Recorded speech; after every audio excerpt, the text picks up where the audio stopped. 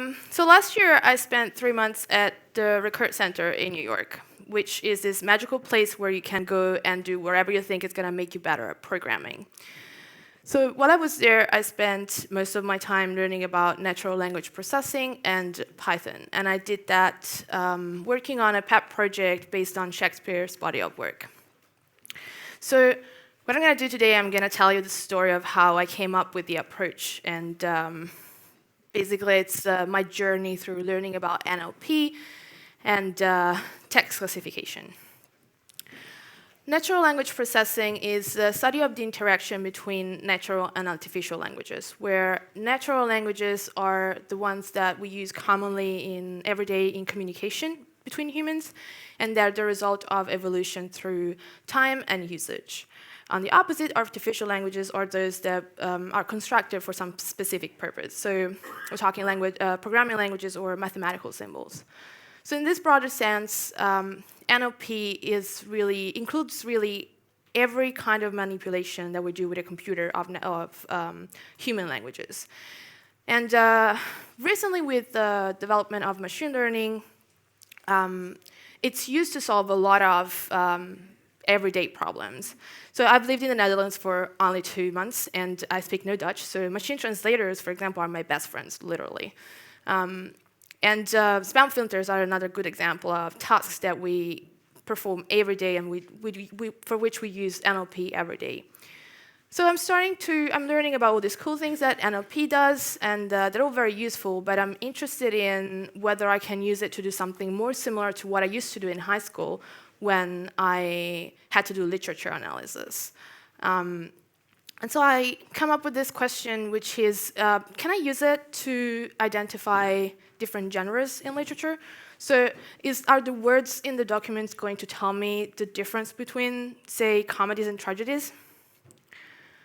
So what I do is I find this text file, which includes all the plays written by Shakespeare, which is not a very big set, as he only wrote 18 comedies and 10 tragedies.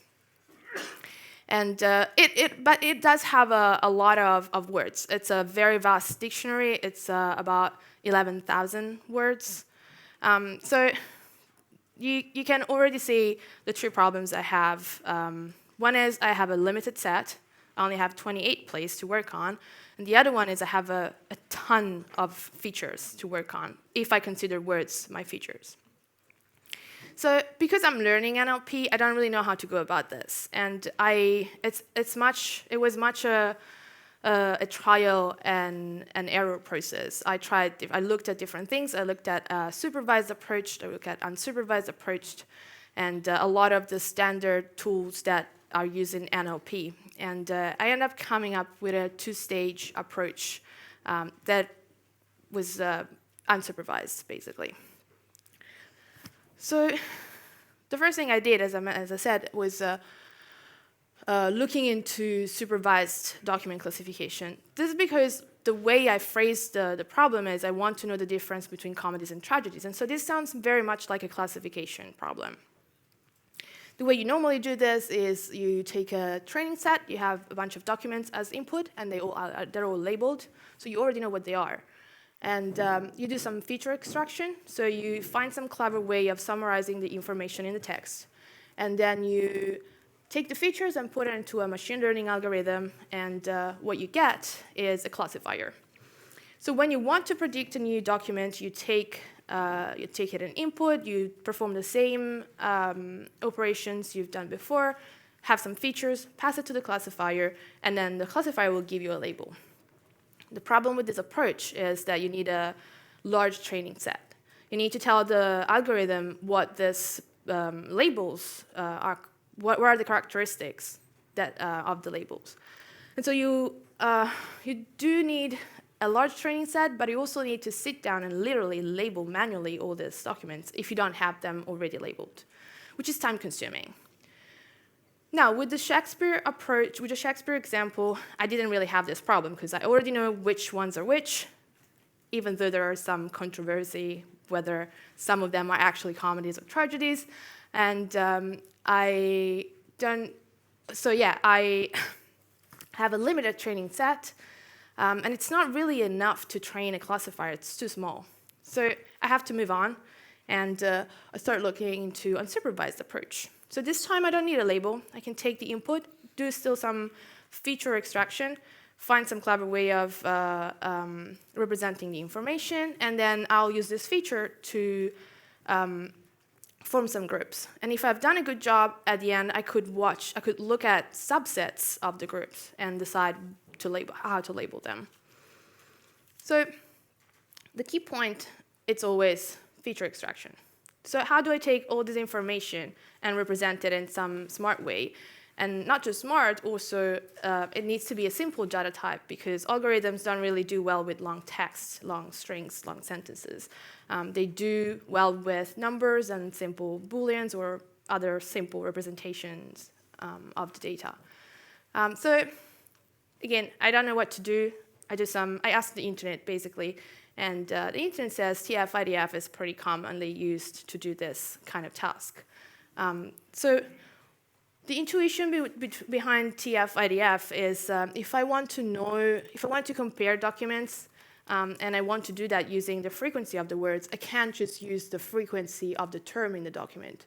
I also need something that is going to capture what that means in terms of the corpus. And so this is where inverse document frequency comes in. It gives me a measure of how common is the word in the entire corpus. So to make an example, let's assume that we have Love and Juliet, and we want to compare them in the context of Romeo and Juliet, and we're looking at the Shakespeare corpus. And we'll assume that they have the same frequency of 100, and we'll use the log of the ratio between the number of documents we have in the corpus and the number of documents that actually use this word. So you see the only difference really in these two formulas is that one appears, Love appears 25 in 25 out of 28 plays, and Juliet appears in only 1. So the final score for the two words, it's very different. So Love is used, because it's used in most of the plays, doesn't really tell me much about this play. Juliet, on the other hand, is uncommon, relatively uncommon. It's actually only used in Romeo and Juliet, and so the score is much, much higher. And if I was only using these two words to compare the plays, Juliet would tell me actually a lot more than Love. Unfortunately, I don't have two words. I have 11,000, and so my problem with this with these features is that it's way too many. I have 11,000 features, and even if I do score them cleverly and use TF-IDF, I still have way too many compared to the 28 plays that are in my training set. And so I need to find a better way of representing the information. And this is where topic modeling comes in play. A topic is a probability distribution over a collection of words. So we'll have a dictionary across the entire corpus, and depending on the topic, so on the theme, they will have a different probability of being selected. So we have n documents and k probability distribution. K is a number that we set ourselves, and it's a little tricky. There is no golden rule to actually set the parameter. But this means that I can set it to whatever I want. So I can set it to a number that is small enough to deal with my training set. What LDA does is it finds the relationship between the observed frequency of the words and the latent variables that are the topics. And so it creates this describes the generative model, which works more or less like this. For each document, you'll select a number of words that you want to include in the document. Then you'll draw a distribution of topics. So given your K topics, how likely they are of appearing in this document. And then you look through all the words in the document, and you first draw a specific topic, and then draw a word from the conditional probability of the words in the topic. This sounds kind of complicated, at least it did sound to me. But in reality, it's not that bad. So let's make an example to make it clear. So let's assume that we want to create a document of 5 words, and we want to follow the probabilistic procedure described by LDA. What we would do is we would decide, for example, that it's composed 50% by a topic about cute animals, and then 50% about food. So what we do at this point, we already have the number of words, and we know that the probability of the topic is 50-50. So we draw the first topic, which is food, and we draw broccoli. And then we do that again, and we draw the topic cute animals, and we draw a panda, and then we keep doing that until we've exhausted all the words that we want to put in the document. And we get this bag of words. So we don't care about the order. This is what LDA does. It just describes how the words have been assigned to a specific document. Why is this interesting? Well, it's interesting because the output looks a little bit like this. What I get is I get a distribution of words in each topic. So this is what our topic looks like effectively. I have a dictionary of some 100 words and probability over here. And so for each topic, I will have a different probability associated to each word, which is basically how likely I am to use it in the document, in this topic. The other thing that is interesting, and it's actually more interesting for what I want to do, is that I can describe the documents as a mixture of topics. So this represents the probability of these topics, of these 4 topics to appear in document 1. And so darker squares are higher probability of the topic, and lighter squares represent, lighter colors represent lower probabilities. So this is the first stage of the analysis in the Shakespeare example. So I want to represent each play like a mixture of topics. This allows me to reduce the number of dimensions quite a bit. The second stage is a simple k-means clustering. So again, I want to find comedies and tragedies, but I kind of want the data to do it itself. I don't really want to tell, because it's an unsupervised approach, I'm not telling the data the algorithm where to look for it. So k-means creates a partition of the data into k groups, and it does so minimizing the variability within clusters and maximizing the variability between clusters. What that means is that each point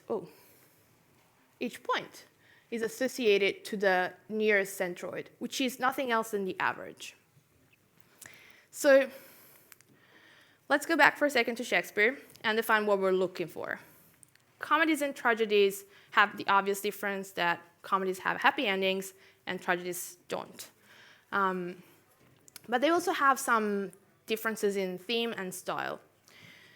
So for example, tragedies are always the story of a noble hero with some tragic flaw, and this inevitably leads him to a tragic fall. He is often pushed towards the fall by some supernatural element. Think the ghost in Hamlet, or so there's some supernatural element, and inevitably the hero dies. The comedies are a little more complex. They tend to have complex plots. They have a lot of plot twists, and they generally have a prominent theme of love. And they also have a very creative use of the language. Shakespeare uses a lot of puns and creative insults. So this is how it makes it funny. So this is what we're looking for. Now, before I go through this, who's familiar with the NLP pipeline? So like, who's actually done all this stuff? So you know how to prepare the text and stuff. Right, so you guys might want to switch your brains off for a second while I explain what you do before doing the analysis, because it's actually not very inspiring, it's just a little boring. But you do need to take the text, which in my case looked like this, so it was pretty ugly. And you need to make it machine-friendly, so in a form that the machine can take and process easily. So the first step is tokenizing the text, so eliminating all this numbers, name of the play, name of the character who's speaking, all these blanks, all the descriptions of the screens, of the scene, all the description of the characters. We don't really care about this.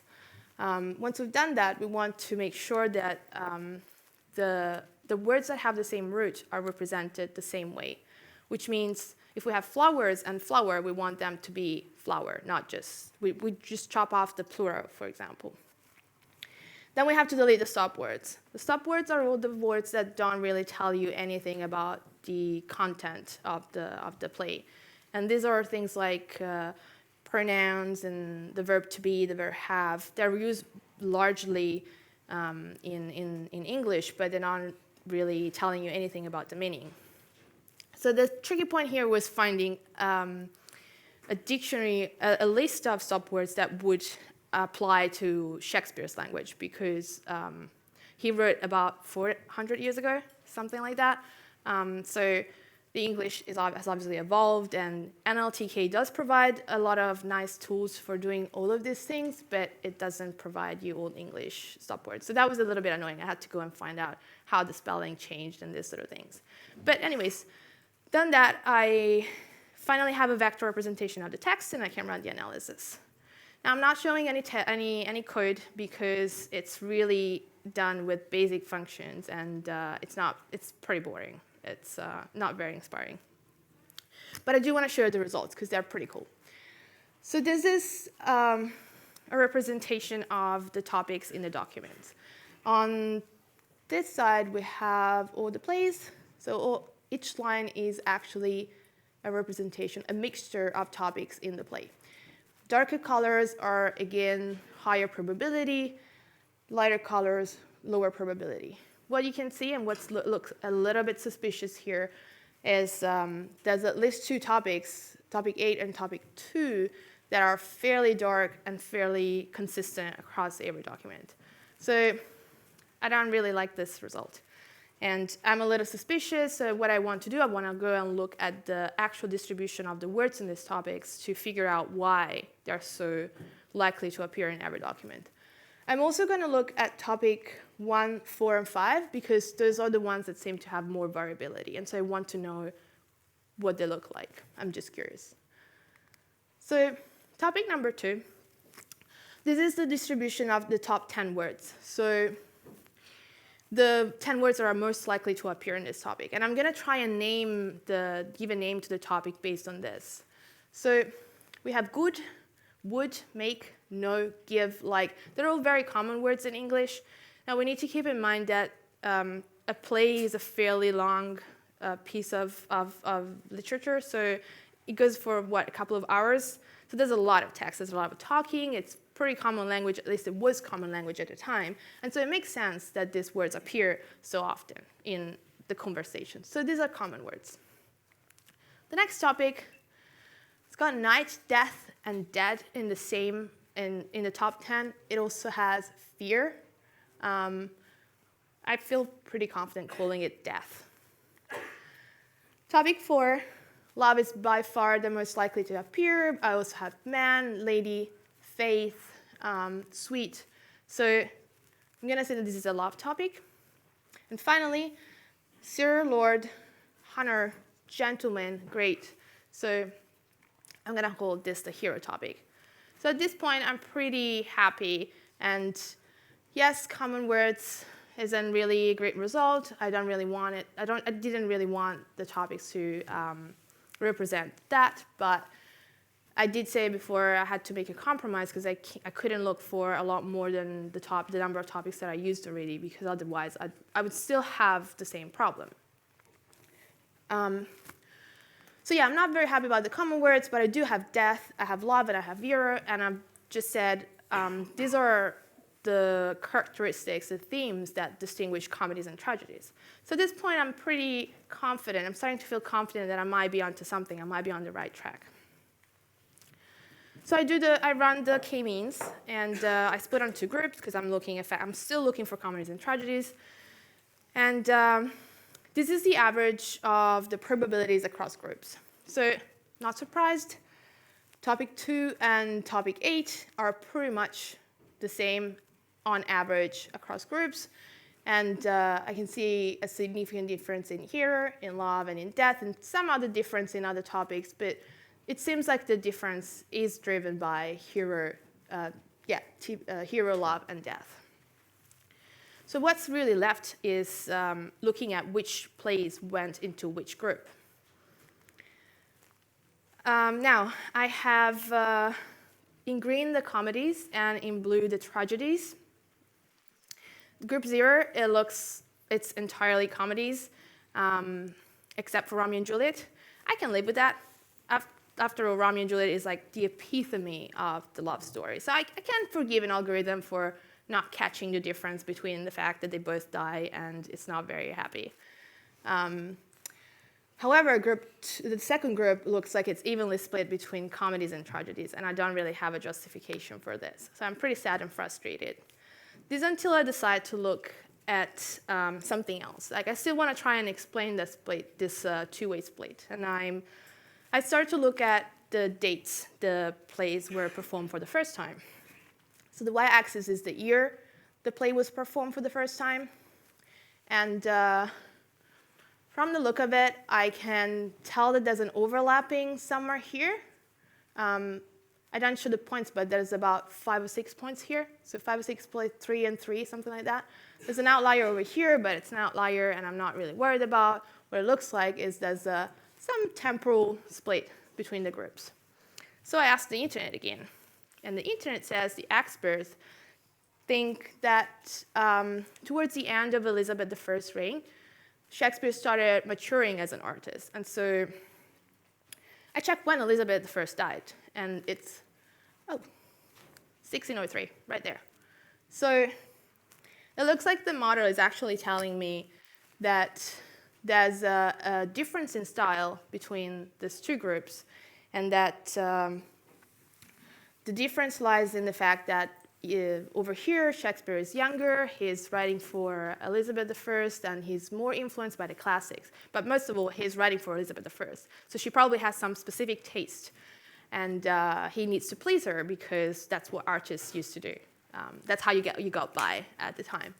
And so later on, he matures, and he develops this more mature style, and he's also writing for a new king, and so he changes.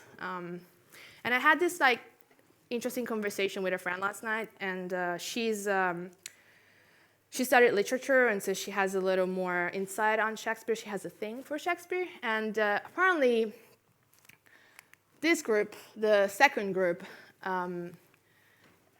so basically he stopped writing comedies and he started writing tragicomedies. And if you have a little bit of knowledge about Shakespeare, which I have a very little knowledge of Shakespeare, by the way, but I do know that some of them are pretty dark humor. So this is a split I'm pretty happy with. It seems like it worked some way. So wrapping up,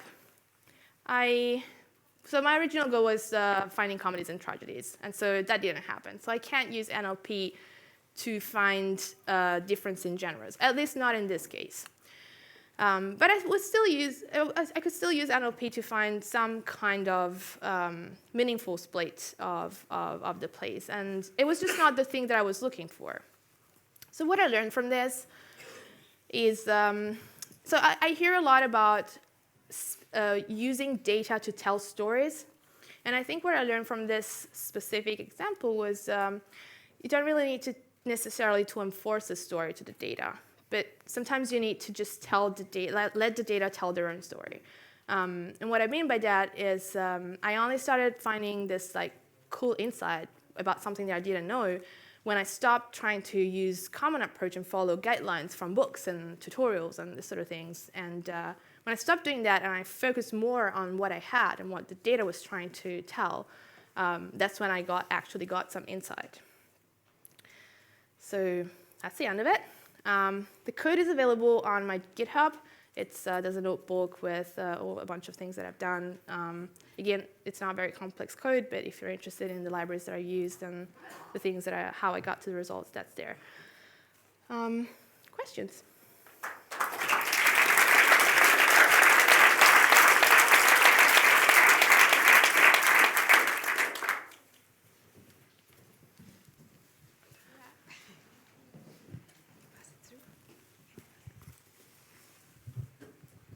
Hi, thanks for the talk. It was great.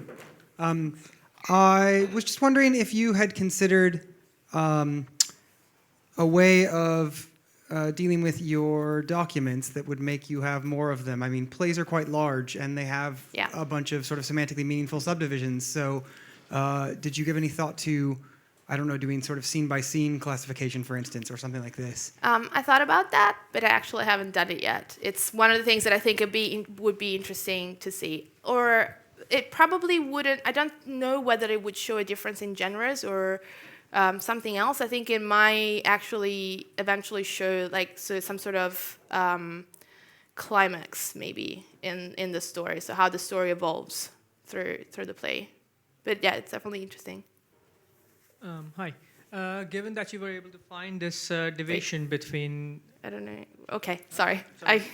well, I was wondering if you tried to maybe divide the documents or the literature in terms of time first, and then if you want to do a literary analysis, perhaps...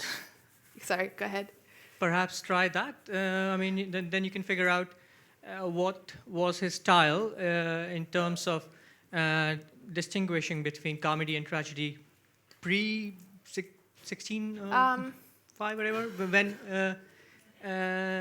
Elizabeth died, and post her death. Yeah, so you're saying splitting the analysis into dividing into subgroups and then do the analysis first on one group and then the other. It potentially could be done, but at that point I would have a very, very small training set. So I would be working on maybe 15, 12 plays, which is not ideal. So I still have tons of information, and I have to compress it somehow. And I'm not sure how that would come up. Yeah. Yeah, thanks for the talk. Maybe a stupid question, but what is the benefit of it? I mean, if you have one author with 18 books, and so then you already have issues, but what happens if you try to generalize it to several authors and different times and stuff like this, and then you can't predict anything, or? Right. I probably didn't make it clear enough at the beginning. This was not meant to be useful to anyone. It was just my own fun, and I was just like learning about NLP and how to manipulate text, and it was just it was an exercise more than trying to predict something. If I were trying to predict the difference in genres, I would probably do it with a larger set and make sure that there's enough variability between authors.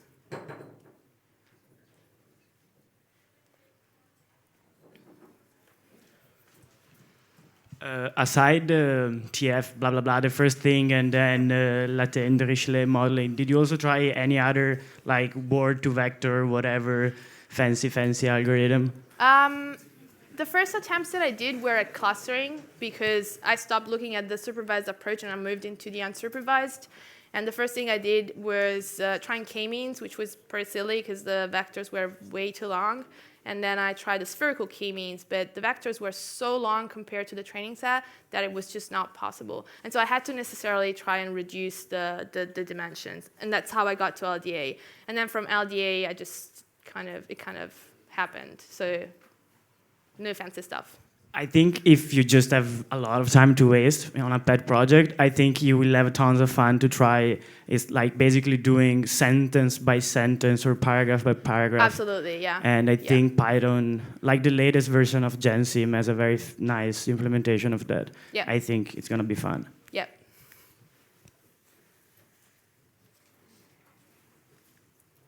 More questions? I think it's all. Okay, so let's thank Serena again.